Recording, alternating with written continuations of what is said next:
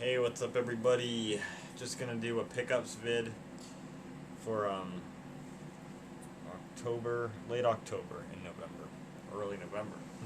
So, not a whole lot of pickups this time around. Um, Classic thing there. Don't need to see that. Um, Not a whole lot of stuff here. Mostly tech stuff that I got. Just a lot of random miscellaneous pickups. But this is mostly to clear out so that way all of my pickups for the next one will be from late November through December and early January perhaps, because the next pickup is going to be in January. So really basic stuff here. First off, I got just some adapters here, which nobody really cares about, but I'll show them anyway. This is a little cheap, like $2 DVI to HDMI adapter. Plugs into the DVI, so this will work with any computer with DVI on it, or any monitor with DVI really, and HDMI on the other side. So I got this for that flat screen there, so I could plug in a computer to use as like a streaming box, like a media center kind of computer. And I was hoping that, I don't know if I ever talked about this on a video, when I used that TV with a computer, I had it as a monitor for actually quite a while, or not quite a while, but for a time, in 3 years ago this month, 2017, November. And at various times, other times in history, I used that as a monitor. And you can use it at 1366 by 768, and then it looks fine, but it's a horribly low resolution for a screen that big. But it's, you can see the pixels, but it's not like blurry or anything. If I turn it up to 1080p, it gets blurry, horribly blurry, and that is with the name changed to PC or PC DVI, which everybody says to do, and yeah, it does help, because otherwise you got the overscan problems. But it doesn't fix the blurriness. I thought that maybe this adapter would fix that, but it doesn't seem to. I don't know how to fix that problem. I pretty much given up at this point. So, but I did get that. It may come in use for some other stuff, so. Well, now I can connect the DVI computer to the TV regardless, and to watch stuff on it, it really doesn't have to be 1080 over 1366 by 768, so. It works okay for why I bought it, but I was hoping that it would also fix that issue, and it didn't. And that we'll get into another pickup later on. So, got a, this is still kind of dirty, or it's dirty from where it was sitting when I was storing it. Got a Apple firewire charger. This is a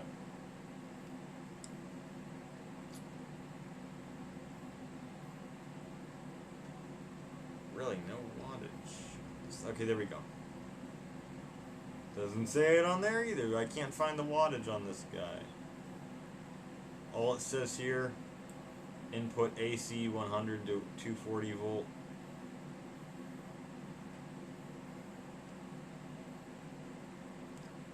Output 12 volt. So I guess it's just a 12 volt firewire charger. It doesn't give any wattage info. Anyway, this is for charging old iPods. I have a firewire cable for the old iPods. I'm not going to pull it out. I probably should have for the video, but whatever. Because, I mean, I could charge them. I have computers that can do firewire 400, obviously.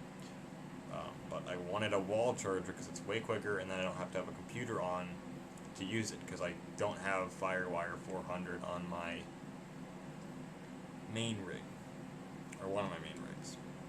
So I wanted this, and I got it. These are fairly cheap still in it. It's a big brick, man. I have the modern small one in it. It's a much smaller brick, but I'm pretty tired.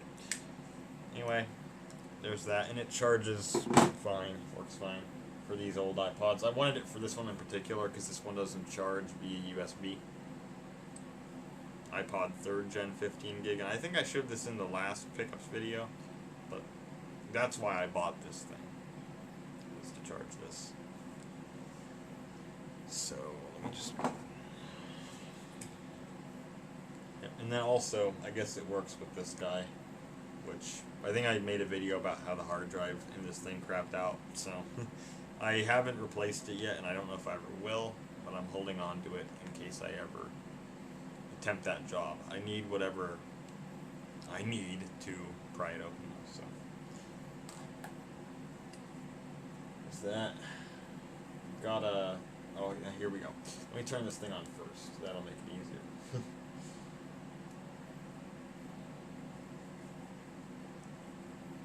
Oh, man, I am tired. I haven't really been up, I don't even know what time it is right now, but I haven't been up that awfully long relative to most days, so, but I'm tired. So, yeah. Well. I may do another room tour vid. If you can see, I kind of changed things a little bit. If you have a good eye, but if you have a good eye, you might be able to tell a couple differences, but whatever. The setup's basically unchanged since or the setup is basically unchanged for 2 years, and then it's the same as it was like 2016. Just a different room. Anyway, I got myself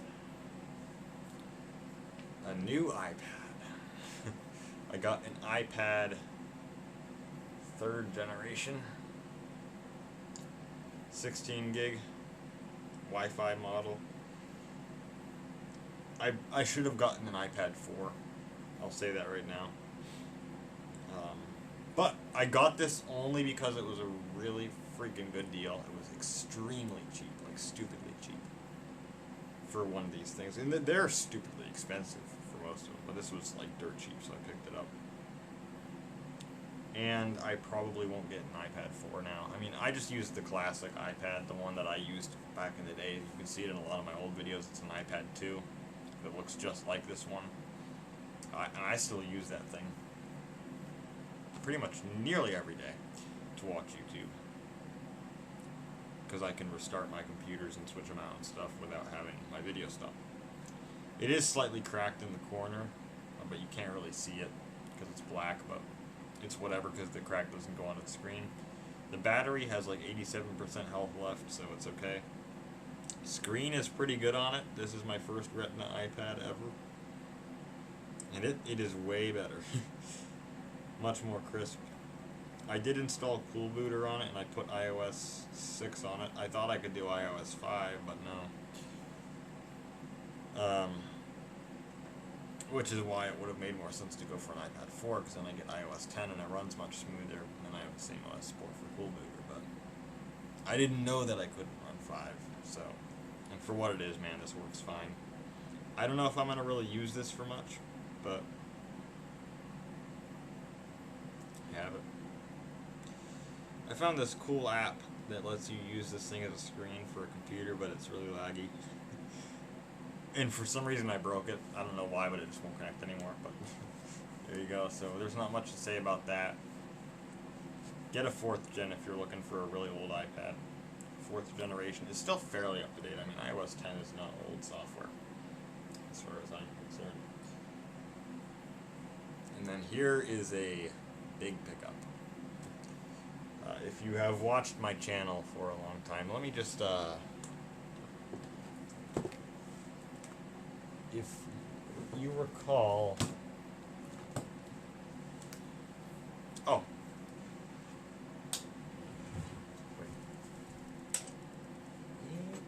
there we go. This actually is a better demonstration of what I wanted to show. It is airport ready.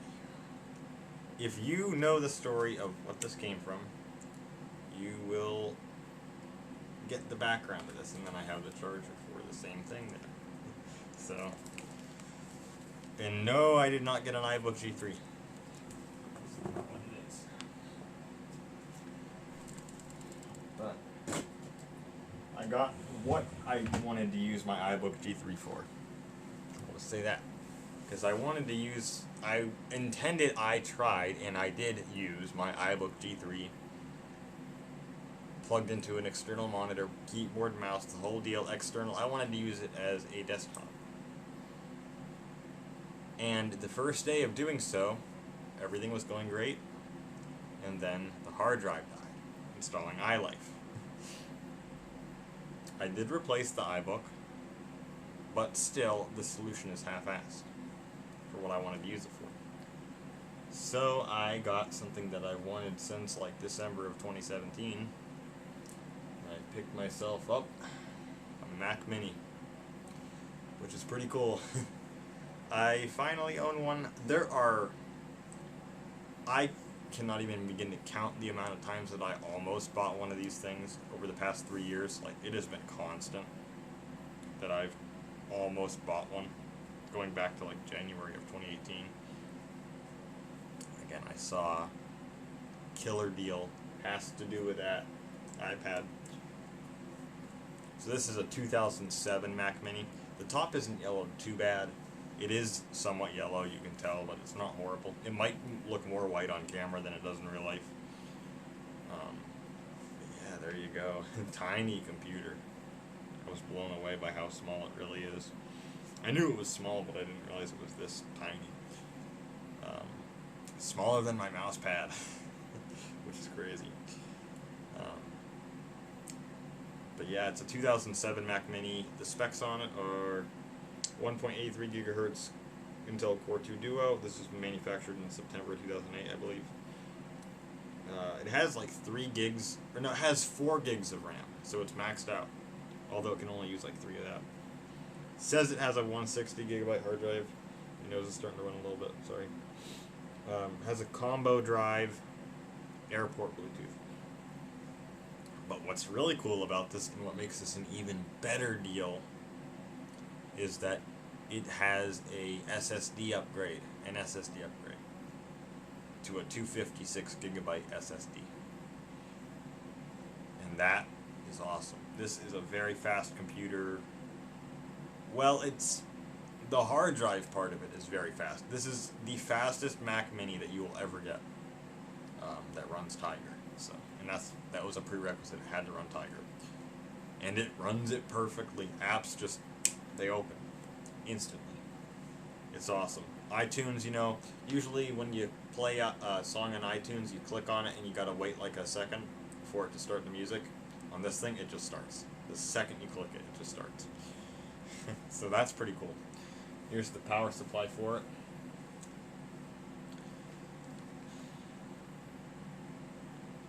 Plug in on the brick. This is the part that sucks about it. If the power supply were integrated, this thing would be perfect. And that has to do with the adapter that I got. I got it because of this computer, mainly, and because my MacBook Pro has the same port, but this hastened it. DVD drive does work, or combo drive, whatever. It says 2006 Apple computer on the bottom plate, but it's 2007. Only problem that I have with this computer is it has the crappy integrated graphics, so it runs. If I plug it into my 1080p monitor, it runs like shit. It's really laggy, but on my little 15-inch flat screen that I've had for a long time, it runs great. And it would probably run great on any CRT. But for a media computer, for plugging it into that, using it as a media computer, got a fairly decent size on this, but I will probably plug in a firewire hard drive to it to do that, to store the media. Actually, for now anyway, I can use the internal, but if I ever want to go that route, I can. And then it plays DVDs, which is nice. So I can use it as a DVD player with extra features. I have the remote for it. And just a cool computer. Cool computer. Although it's not, other than for media purposes, it's not extremely useful to me, but we'll see if I get a monitor that this thing likes. Maybe I'll use it. But, yeah, finally a Mac Mini. Not much more to really say about it, but I won't make a video on it probably. Excuse me, I'm sorry. but I will show it in a video that's about something else, probably. I'll just like include it, and I'll show that it has an SSD installed and how quick the app's open. Maybe in the video that I do about the MacBook Pro, which, yes, I still am going to do that video. I'm sorry. But, so that's all the tech stuff. And then I got one music find. I think I mentioned this in my pickups video, the last one that I did. God, I gotta think of I don't know when it was, but I think I mentioned this in it, because this thing, for some reason, took forever to get to me, when it really shouldn't have, but I got one CD here. More BIS. BIS! The guys that continue to strike my videos down repeatedly. But they got I love the BIS catalog. All of their stuff's excellent. The stuff that they've put out is excellent. I have a number of items from their catalog, CDs from their catalog, and it's all excellent stuff, and I want to get more of it. So this is, I'm going to try to pronounce it. I might fail, but anyway, it's Jaculators Observances. I believe that's what it is. It's Swedish. I'm pretty damn sure it's Swedish. Anyway, Uppsala Jesters, which is a group of musicians, started in 1965, and they play a lot of classical stuff. This is early music at Wick, or Antique Music Pa Wick. Probably didn't pronounce that one right at all. Got that old, this was brand new sealed when I got it. This was sealed. So, has 28 tracks on it, some of which are in the soundtrack for a game called Europa Universalis 2, which, if you've watched my channel, you'll know I'm a huge fan of that game, and the music in it is fantastic. And there's some other excellent stuff on here. But, cool. I'll be getting more of this stuff. But that's it. That's the pickups video. Like I say, I will show that Mac Mini in another video.